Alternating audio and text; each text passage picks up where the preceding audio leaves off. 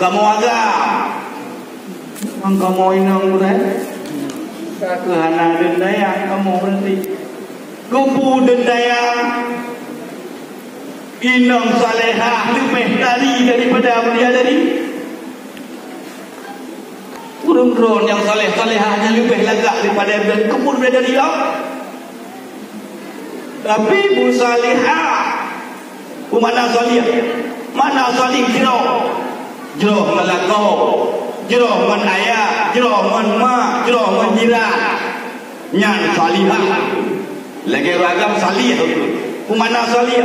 Bahasa katanya saleh. Mana saleh jero? Pada jero kan yang betul jero. Pun jero. Tak betul ada depeng kau, kata ke pun ada timbung kau. Nyan saleh tu. Jero artinya. Ibadat juga nyata. Tak kepegang apa kena ngejemukam tu. Anak saleh lawnya. Saleh jero mendu. Ya aku saleh. Ibadat juga tak kepegang apa mantu tak kau. Anak saleh. Salih jero mendu. Jero putu tingkah laku jero menjiran bere. Yang salih. Ya. Kemudian nak bola mana? Wa hum fiha khalidun. Tanyo yang jero, tanyo yang tembe pun dipekekal roh yang pun. Tak tamak amalan saleh lek tanyo. Fiha khalidun. Lam surga lek tanyo kekal abadan abadi. Makanya nakal Allah wal akhiratu khairu wa abqa. Negeri akhirat adalah segala negeri dan sekekal-kekalnya negeri. Nya betul-betul.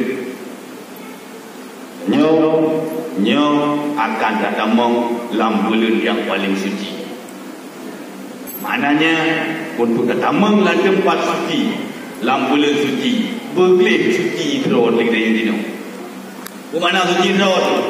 Salah sabo. Rumuh hang tamang malaikat pak Lailatul Qadar. Han tamang lah rumuhnya Nabi Rahmat adalah rumuh urang yang putus silaturahmi.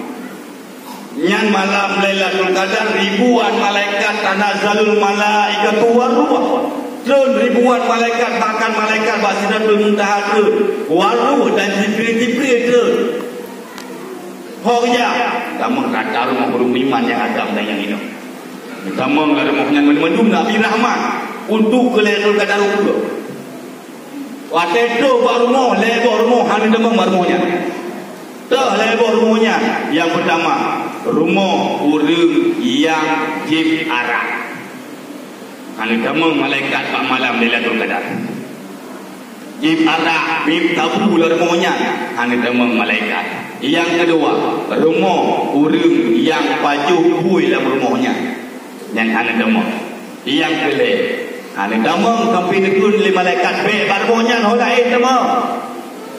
Dibuat malaikat malam Lailatul Qadar. Rorong kita nyo jalan kita nyo punuh malaikat ke malam Lailatul Qadar.